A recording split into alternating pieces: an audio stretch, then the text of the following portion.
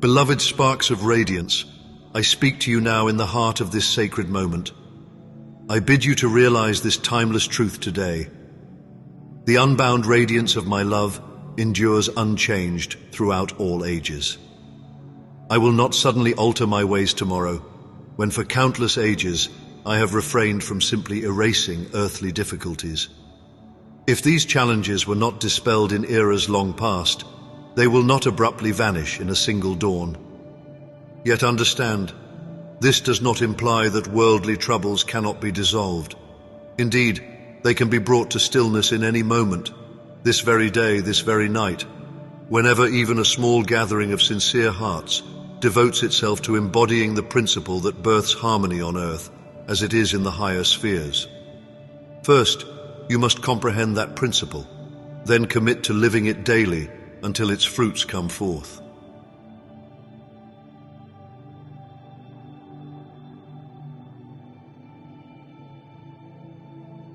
Here is my simple illustration for you, beloved seekers.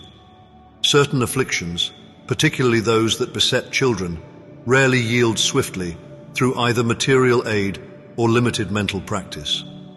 Even through spiritual endeavor, they often require time. So you are guided when encountering such situations to diligently learn and apply the principle each day.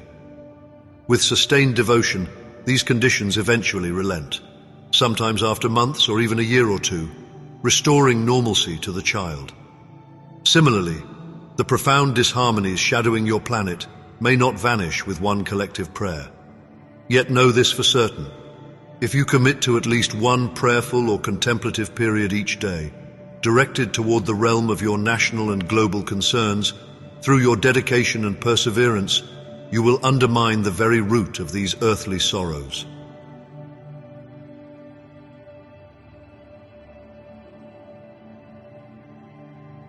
Remember always, no single individual, no group, past or present, is ultimately accountable for the chaos troubling your world.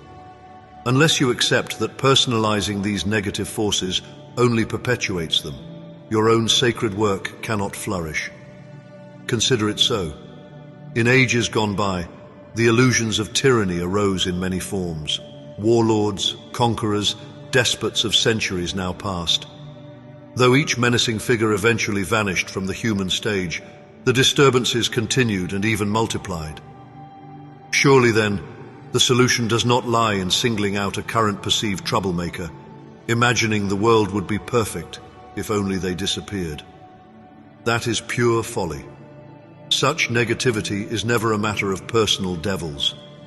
One heartening sign in some long-established spiritual institutions was their readiness to remove any concept of a personal evil being from their teachings, at last acknowledging that darkness is not an entity of its own.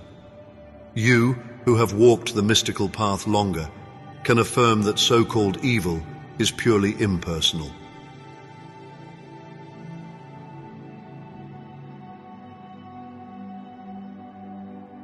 Should you have practiced even a little spiritual healing among companions or loved ones using the approach of oneness, you have seen that identifying negativity as impersonal is the greater part of the solution. Once you cease blaming someone for malevolence or envy, once you stop accusing a particular mind of wrongdoing, you begin to perceive that what the world calls mental causes are themselves as impersonal as spiritual grace. That recognition lifts you closer to genuine healing power. Similarly, when a season arrives that fosters colds or flu, you note how no individual consciously creates the illness.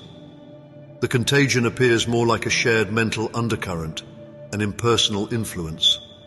Catch that quickly, and you can continue to see through larger illusions. Do not insist that a person's jealousy or anger causes their cancer, or that a harsh mental trait is behind their arthritis.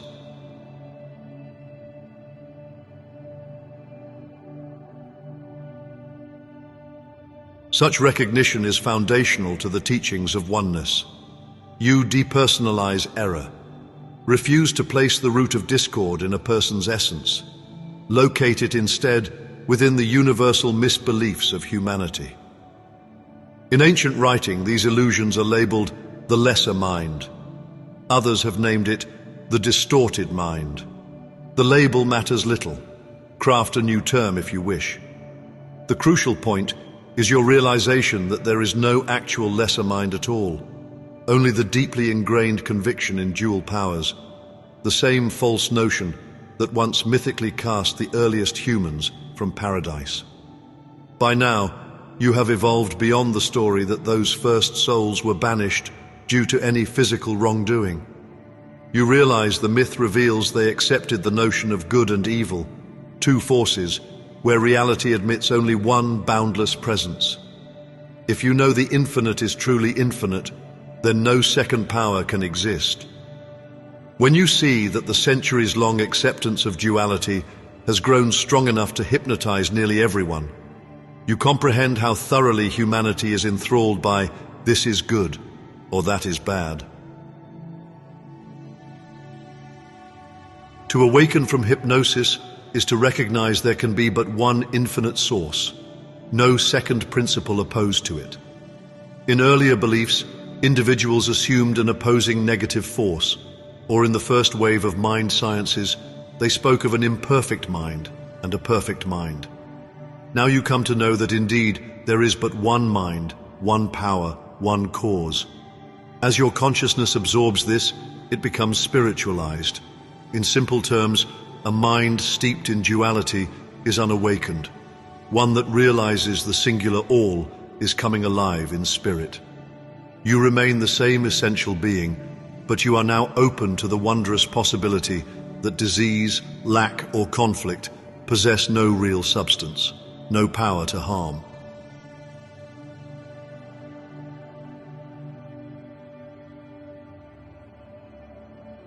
This is resting in my love, dear ones, and the path to the golden age on earth.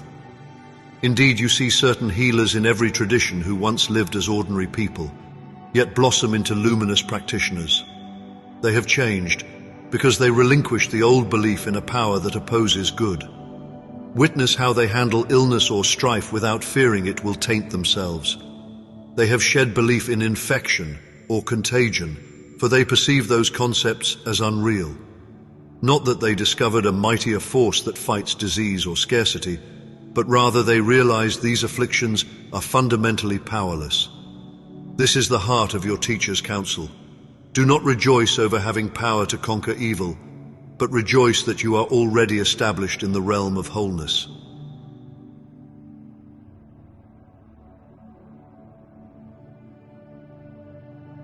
And so you discover, you never uncovered a power that banishes negativity. You simply saw negativity's essential non-reality. Whether you personally feared it or the human family around you did, the entire clamor was an impersonal illusion. A spiritual adept is one who leaves behind any terror of external threats, whether menacing rulers, contagious illness, or emotional upheaval. In such enlightenment, you are never shocked by wrongdoing. Instead, you can say, I do not condemn, because you see that the individual was never truly the author of the darkness. In that awareness, it is easy to extend boundless forgiveness. 70 times 7, as was once taught, for the one in error was but entangled in an impersonal net of illusions.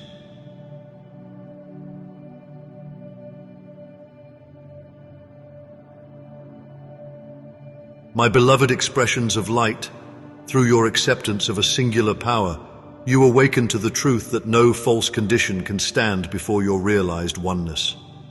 Embrace this viewpoint, and you stand ready to bring healing, within and around you.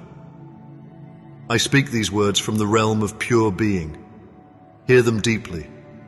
Negativity does not dwell in you, nor in others. It is the drifting shadow of a universal misperception. By refusing to ascribe any personal origin to these shadows, you liberate each soul you encounter. Thus I, your boundless source, affirm, you are already held in a singular, loving presence. Rest in the knowledge that every illusion crumbles when it is seen as impersonal. Herein lies your freedom and your peace. Know yourselves as one with the living God, and watch as illusions crumble, revealing a realm governed only by me, by love.